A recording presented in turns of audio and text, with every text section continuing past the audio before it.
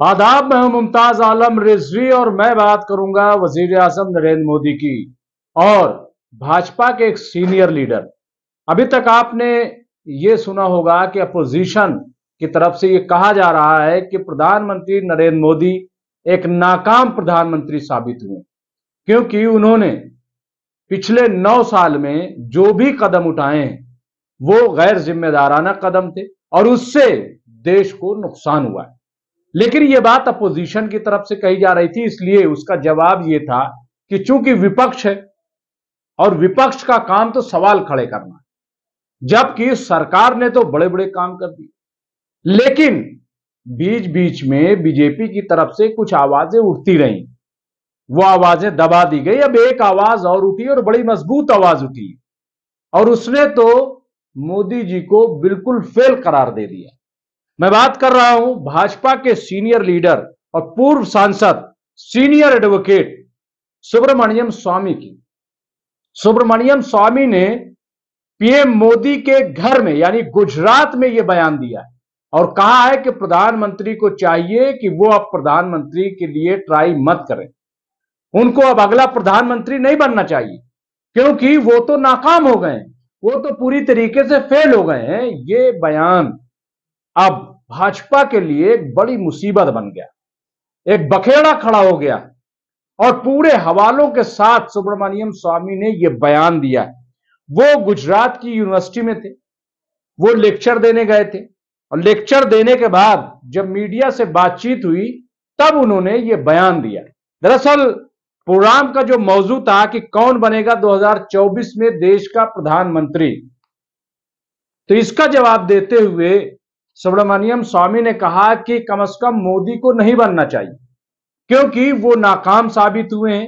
उन्होंने कोई ऐसा काम नहीं किया है कि जिससे यह लगे कि देश का विकास हुआ है, बल्कि देश जो है आर्थिक तौर पर तबाह हुआ है। यह कहना है सुब्रमण्यम स्वामी का, जो कि भाजपा के वरिष्ठ नेता हैं, बड़े लीडर हैं। उन्होंने कहा कि मोदी को दोबारा पीएम नहीं बनना चाहिए, क्योंकि मोदी देश के कई मोर्चों पर फेल हो चुके हैं। वो गुजरात के यानी सुब्रमण्यम स्वामी गुजरात की पारुल यूनिवर्सिटी में लेक्चर दे रहे थे और लेक्चर देने के बाद जब उनसे मीडिया ने सवाल करना शुरू किया तब उन्होंने ये जवाब दिया। उन्होंने कहा कि हमारी कमजोर अर्थव्यवस्था के लिए मोदी जिम्मेदार है। ये साफ साफ दो टूक लहजे में कहा कि आज जो भारत की कमजोर अर्थव्यवस्था है उसके लिए सीधे सीधे मोदी जी जिम्मेदार हैं। उन्होंने कहा कि कोरोना में देश की जो जीडीपी थी वो 16% नीचे चली गई। मैं यहां पे एक चीज और क्लियर कर दूं, किसी भी देश की, खासतौर से भारत में जो आंकड़ा है वो ये है कि अगर 1% जीडीपी कम होती है तो भारत जैसे देश का तकरीबन 2 लाख करोड़ का नुकसान होता है 1% जीडीपी कम होने से। जब यूपीए सरकार थी तो भारत की जीडीपी तकरीबन 8% के आसपास थी। अब आप समझ लीजिए कि जब नोटबंदी हुई तो जो उस वक्त के पीएम थे यानी यूपीए में डॉक्टर मनमोहन सिंह, उन्होंने पेशीन गोई कर दी थी कि ये जो नोटबंदी हुई है इसकी वजह से तकरीबन 3 से 4% जीडीपी कम हो गया और वही हुआ था। लेकिन कोरोना आ गया। कोरोना की वजह से आपको हैरत होगी कि 16% नीचे चली गई थी जीडीपी, यानी जो 8% थी वो तो खत्म हुई, माइनस में। पहली बार इस तरीके से देश की अर्थव्यवस्था हुई कि माइनस में। अब आप समझ लीजिए कि कितने लाख करोड़ का देश को चूना लगा, नुकसान हुआ। और उसी का जिक्र इन्होंने किया और कहा कि अभी तक, सुब्रमण्यम स्वामी कह रहे हैं कि अभी तक ये विकास के क्षेत्र में, आर्थिक सुधार में कोई सुधार नहीं किया गया। ये भाजपा की और उन्होंने कहा कि मोदी की नाकामी है, ये उन्होंने साफ साफ कहा। और इसीलिए मैं कह रहा हूं कि उन्हें अब दोबारा प्रधानमंत्री नहीं बनना चाहिए। उन्होंने कहा कि मोदी हर मामले में जीरो साबित हुए, ये बहुत बड़ी बात कही, हर मामले में जीरो साबित हुई। और फिर सुब्रमण्यम स्वामी का रुख जो है मुड़ गया मणिपुर की तरफ। मणिपुर में आज भी आप देखिए तो आग लगी पड़ी, वहां के हालात पर काबू सरकार नहीं पा रही। लेकिन आज तक प्रधानमंत्री नरेंद्र मोदी ने एक लफ्ज मणिपुर के बारे में नहीं कहा, कोई बयान नहीं दिया। वो तमाम बातें करते हैं, चुनाव की रैलियों से खिताब कर रहे हैं, यूसीसी के बारे में बोले, लेकिन मणिपुर में जहां तकरीबन 50,000 लोग बेघर हो गए, जहां पे अब तक 500 के आसपास लोग हलाक हो गए, दुकानें जला दी गई हैं, कारोबार ठप हो गया है, लेकिन इसके बावजूद पीएम मोदी खामोश हैं, वो बोल नहीं रहे। तो उस पर भी सुब्रमण्यम स्वामी ने सवाल उठाया। सुब्रमण्यम स्वामी से महाराष्ट्र के बारे में भी पूछा गया कि ये जो महाराष्ट्र में खेल हुआ है सियासी, इसको आप किस नजर से देखते हैं। तो इस पर भी सुब्रमण्यम स्वामी ने कहा कि ये जो मोदी की चाल है, इसमें वो बुरी तरीके से फंस गए, वो नाकाम हो जाएंगे, उसकी वजह यह है। और उन्होंने एक बात और कही जो बड़ी अलार्मिंग है, खासतौर से उनके लिए कि जो एनडीए में शामिल है। उन्होंने कहा मोदी जी अपने साथ किसी भी पार्टी को बहुत देर तक नहीं रखते हैं, उसको बाहर का रास्ता दिखा देते हैं। यह बात उन्होंने महाराष्ट्र की सियासत में इसलिए कही है क्योंकि आप देखिए कि किस तरीके से पहले शिवसेना को तोड़ा गया, जब शिवसेना टूट गई, सरकार बन गई, तो अब एनसीपी को तोड़ करके मुख्यमंत्री बनने की फडणवीस कोशिश कर रहे हैं, जिसकी वजह से जो शिवसेना यानी शिंदे की जो शिवसेना है उसमें अफरा तफरी का माहौल है, उसमें घबराहट है। यहां तक बात पहुंच गई कि क्या शिंदे जो है इस्तीफा देंगे और क्या फडणवीस मुख्यमंत्री बनेंगे, क्योंकि 40 अगर विधायक फडणवीस को मिल जाते हैं तो 105 और 40 145 जादुई आंकड़ा तक पहुंच जाएंगे। ऐसे में शिंदे की जरूरत क्या है। लेकिन खबर यह आ रही है और खुद ये सुब्रमण्यम स्वामी ने कहा कि दरअसल शिवसेना के भी विधायक नाराज हैं और जो भाजपा के विधायक हैं वो भी नाराज हैं कि आखिर अजित पवार को लाने की जरूरत क्या थी।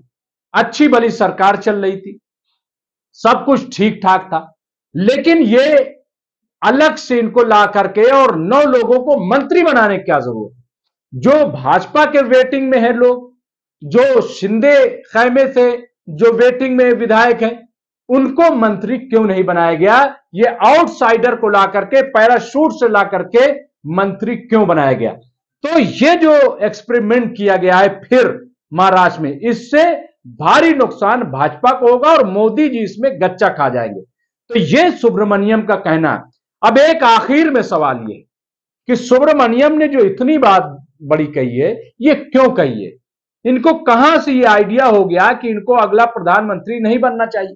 आपको याद होगा मैंने एक स्टोरी चलाई थी, द ऑर्गेनाइजर ने कई सवाल खड़े किए थे जब कर्नाटक में भाजपा की हार हुई थी, उसमें भ्रष्टाचार का भी सवाल उठाया, उसमें यह भी कहा था कि मोदी मैजिक खत्म हो गया है और हिंदुत्व के सवाल पर भी खाली जीत हासिल नहीं की जा सकती। ये बिल्कुल क्लियर कट बात कही थी और उसमें यह बात सामने आई थी कि क्या आरएसएस जो है संघ किसी नए चेहरे को प्रधानमंत्री के रूप में ला सकता है, लेकिन यह उसी वक्त होगा कि जब मोदी जी 272 का आंकड़ा नहीं पार कर पाएंगे या फिर ऐसे हालात हो जाए कि उम्मीदवार ही चेंज हो जाए, लेकिन फिलहाल ऐसा नजर नहीं आ रहा है। लेकिन अब अगर सुब्रमण्यम की बात सुनी जाए, इनकी बातों को देखा जाए तो ऐसा लग रहा है कि जैसे भाजपा में कोई बड़ी चीज चल रही है। अभी मैंने और एक स्टोरी चलाई थी कि तमाम जो सांसद हैं उनको एक काम दिया गया था कि आप अपने अपने क्षेत्रों में जाइए और 9 साल के जो काम है सरकार के वो बताइए, लेकिन 2-4 को छोड़ करके स्मृति ईरानी वगैरह को कोई भी अपने क्षेत्र में नहीं गया कि 9 साल की उपलब्धियां क्या। अब उसकी वजह यह है कि उपलब्धियां बताई क्या जाए।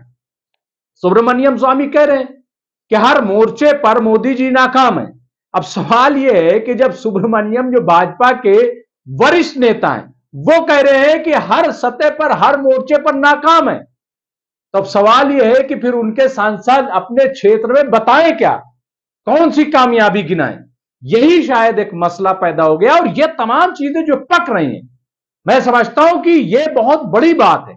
और फिर अपोजिशन में अगर आप देखें तो सतपाल मलिक एक बड़ा सवाल तो उठा रहे हैं। उन्होंने जो पुलवामा का सवाल उठाया है वो कोई मामूली सवाल नहीं है। फिर इसके अलावा अभी जो महिला पहलवानों का सवाल था वो भी अपने आप में एक बड़ा सवाल था। तो इस तरीके के कई सवाल जो आउटसाइड है यानी जो विपक्ष उठा रहा है वो भी बहुत मजबूत है, बहुत गहरे हैं। अडानी का मामला अभी तक थमा नहीं है, क्योंकि अडानी भ्रष्टाचार का मामला है। अडानी के बारे में जो कांग्रेस ने सवाल किया है कि 20,000 करोड़ रुपया, 22,000 करोड़ आए कहां से, अभी तक भाजपा सरकार ने उसका कोई जवाब नहीं दिया है। तो इस तरीके की तमाम चीजें हैं जो मैं समझता हूं कि जब चुनाव आएगा तो वो तमाम सवाल उठाए जाएंगे और उनका जवाब जो है वो मोदी सरकार को बहरहाल देना पड़ेगा। अब ये जो सवाल भाजपा के अंदर से उठा है, देखना यह है कि ये जो डैमेज हुआ है इसको कैसे कंट्रोल भाजपा करती है, मोदी जी इस सवाल से कैसे बचते हैं, ये देखना होगा। बहुत बहुत शुक्रिया।